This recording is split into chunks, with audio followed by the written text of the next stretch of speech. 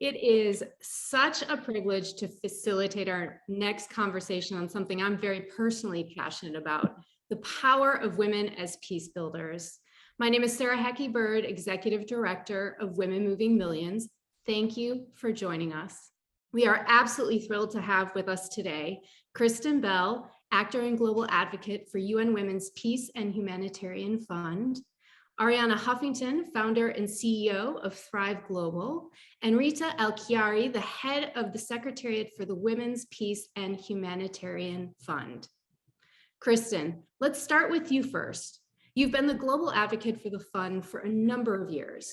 Tell us what drove you to get behind this effort and why the involvement of women leaders in creating and sustaining peace matters, not just to women, but to everyone. Well, I think I have always been a fan of the underdog.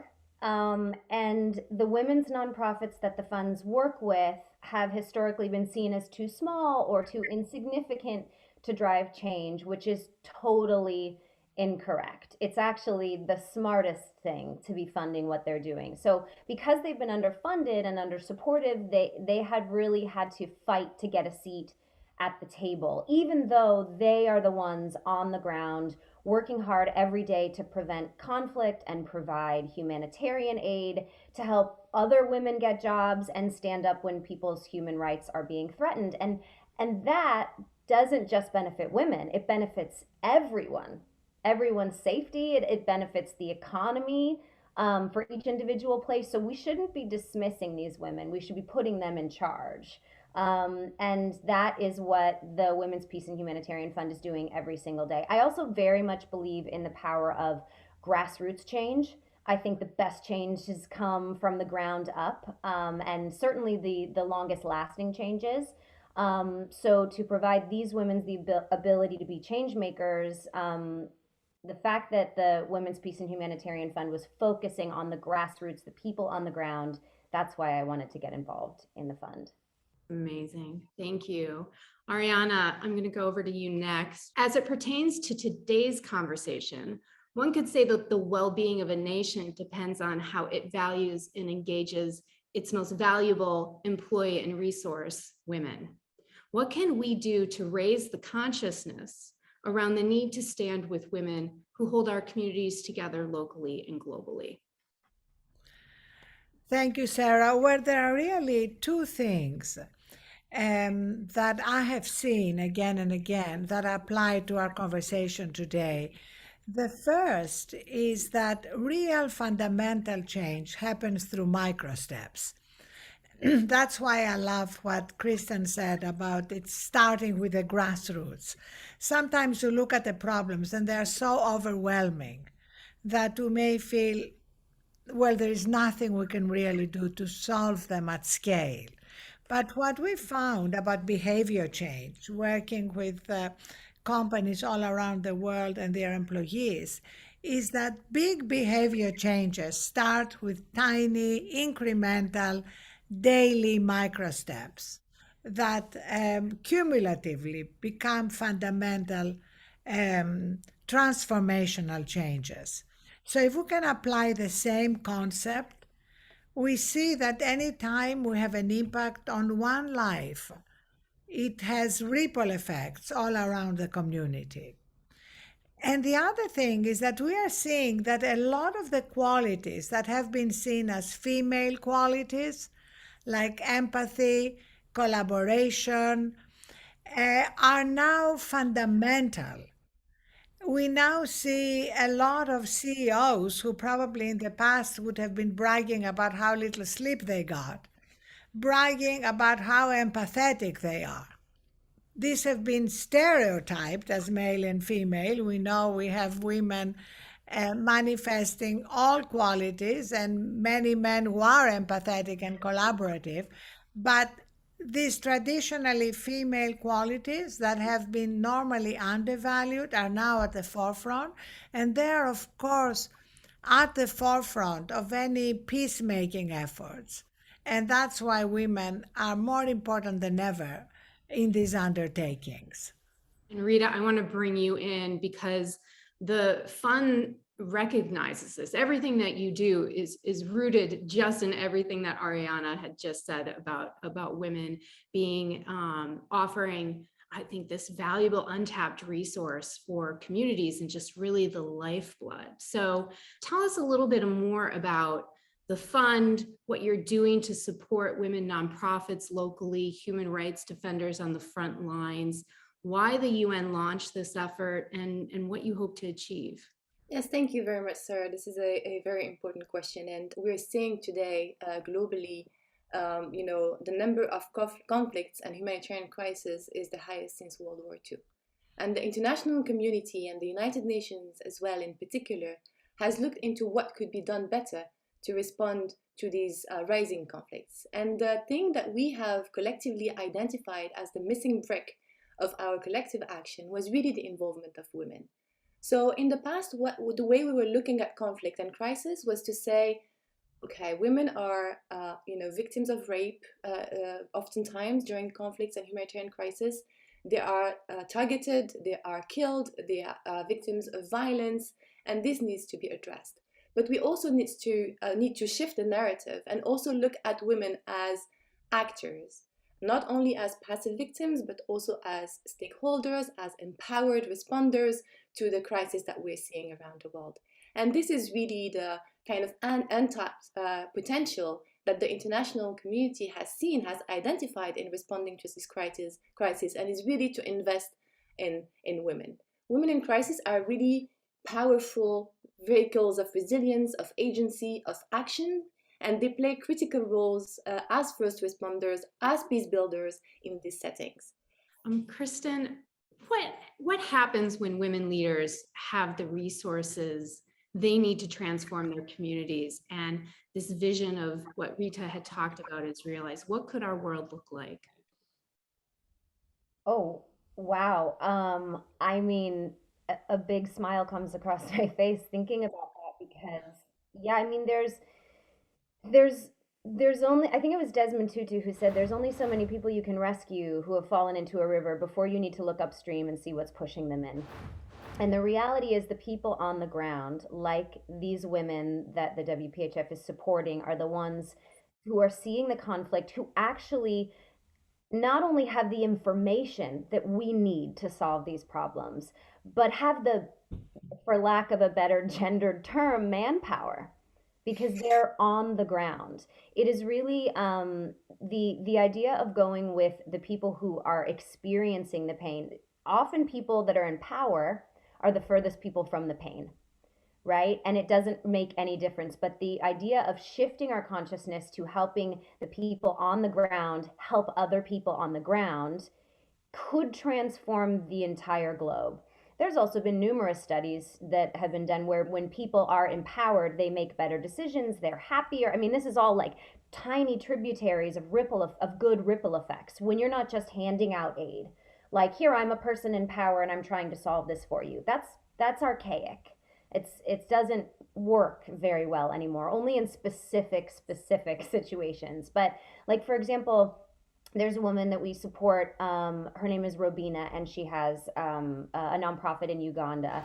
And the reason that she is funded and the reason that she is so qualified is because she has the experience. You talk about when you want to hire someone, as Ariana knows, you want someone with experience. Well, these are the hires, right? Because Robina, when she was a young girl, she was walking to school 3 miles there, 3 miles back, had no shoes. So she has a ton of endurance and could barely afford it, almost quit school, and then at age 25 had to flee Uganda with 2 very small children. And she understands personally the devastating impact of conflict on women and families. So her knowledge is incomparable to anything we could come in and say we think this community needs. She is the best person to fix the problem. And when you find the best person to fix the problem, you don't hire a plumber to do your electricity or an electrician to do your plumbing. You want the best person to fix the problem. So we could be looking at grassroots effects rippling up and changing entire communities so that, in 10 years, we actually see, oh, wow, these numbers of conflict are declining all over. And it's because we chose to systematically fund the women who knew exactly what was going on and be able to transform their own lives and the lives of the communities around them. And what, what Gita was saying, that the fund has supported over 450 women led and women run nonprofits in 26 different countries. It sounds incredible. And then you realize that's affected 10 million people. That's not a small amount of people anymore, right? Now we've affected 10 million people that have not only received aid when necessary so that they can better support their communities, their own economy, but also have been infused with this idea of, oh, someone helped me. There's this pay it forward sentiment. And I think that could provide some real electricity to the healing of the conflicts of the world. It's pretty incredible. I think this is so important. I think Kristen brought it to life by mentioning one particular woman and her story, and suddenly touched our hearts. And we went from these monumental problems that, oh my God, how can we possibly solve, to one particular woman, and how the ripple effects of supporting her are having an impact on her community and beyond. So I think that's really why I love this organization, because it is so specific and targeted. And then the storytelling comes in. And capturing the stories is key, because we never know who is going to read this particular story and be inspired and feel empowered to get involved themselves. Ariana, how do we get to the place where governments, businesses, society more commonly embrace the value of women leaders? How do we get to that point? Why are we still here today in 2022? How do we push through this seemingly intractable barrier to understanding what you're talking about? Well, I love the power of telling the stories again and again. Having spent a lifetime in the media, there is a tendency in the media to focus on what is not working. They call it, if it bleeds, it leads. So, changing that, and there are efforts, towards solutions journalism, to actually capture the stories. And now, of course, that we've democratized media, they don't have to be in the New York Times. They can be in our blogs, on our social media. We all are media now. So I think doing a better job telling the stories. I mean, I would love maybe just those of us here and those listening. Um, if Kristen writes something about the woman in Uganda, we can all amplify the message and cross post it, and vice versa. We can all come up with the stories, capture them, share them. And it, what I love is kind of the magic of not knowing who is going to read them, be touched by them, and begin to take these micro steps towards change. Ariana, I think what you said, it's striking a nerve in me, because it's sort of, when I do any of this work that I'm lucky to be involved in, I feel this electricity in my body because of the power of amplification. And so for so often, again, the people in power who are furthest from the pain felt, well, we should provide a solution. And it felt like it wasn't working. It hasn't worked when people step in and say, here's what I think you need. And now that we have all this data and we have genuine studies that prove that, oh, we actually just have to empower the people on the ground, we have to go in with questions. What do you need? Yes. How can I help you? You see this problem clearly. You have all the information that we need to help solve this problem. It's our job. I hope that people have a takeaway from watching this, to know that our job now is the amplification. Because we know that when women are included in negotiating peace agreements are 35% more likely to last 15 years or longer. So we're basing this on facts and the data, and I want to live in a world where women are respected, where their human rights are protected, and where we treat them as equals with all the knowledge to solve these problems. And that means that my job is no longer attempting to solve. My job description is now to capture the stories and amplify. And to your point, Kristen and Ariana, I think for us, for the Women's Peace and Humanitarian Fund, it's exactly what we're trying to do. So we're a demand-driven funding mechanism, which means that we don't tell people what to do. We just tell them, this is what we can help you with. Now tell us what to do. Tell us what you want to do. Tell us what your solutions are. And then we get behind them with funding, of course, but also with amplification and with support to make their organizations stronger. We're not by any means trying to tell them what to do, they know better. We're just helping them to be able to do their work better. And actually, the amplification piece has been also really key for us, because what we have realized as well when we started this work is that this women's work is really unknown. It's very, very, very little known, and we really need to, document those stories and to get them out and to involve a little bit more people than just the people who are within the United Nations or the governments that are supporting us, but really to get them to the general public so that they know what these women are doing. So this is so inspiring. I want to stick with the conversation around amplification and storytelling for a moment, because I think it's so powerful. And I can only imagine, Kristen, the brave and inspiring women you've met since you've joined this role and what you've learned along this journey. What are some of the stories and or lessons that have stayed with you from the women that you've met? Some of the lessons that I learn are harder for me to articulate because they're very emotional lessons. Just sitting at a table with women who are sharing more about, they share some details of their story, but their focus is completely on their solutions. And their head is held high, even though they've said some details that as a white American girl, I would find scary. Like, you have to walk to school 3 miles without shoes and no one packs you a lunch. Like, all these things that, based on my upbringing, should feel scary. They say with such dignity and how it's shaped them. And then they explain the problems within their community. And they do it with what we call, in my daughter takes jujitsu classes, and in jujitsu, they call it the posture of the champion, where you tie a string to your heart and you lift it to the sky. And you just say everything very clearly and concisely. So sitting next to these women, I suppose an emotional lesson, which is it's difficult to articulate, was that yeah, it did right size a lot of my problems and realize that resilience and anti-fragility is incredibly powerful.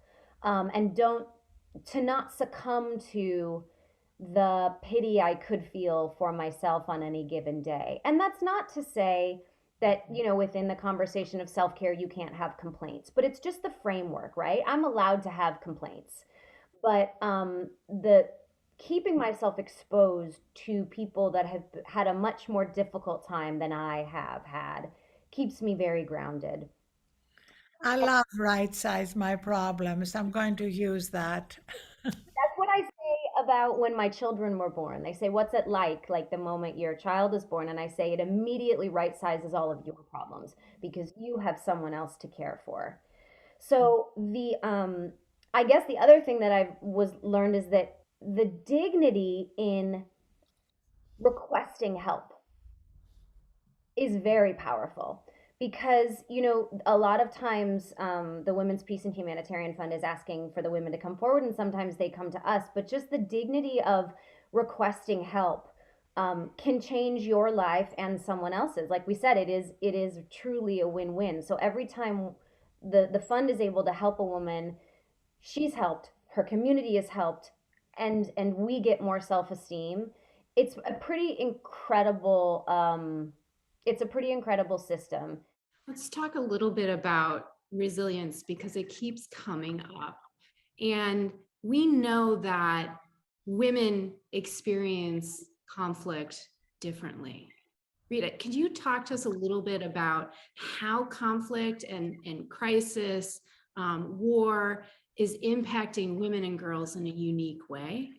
of course, so obviously crisis and conflict is hard for everyone. So the purpose here is really not to kind of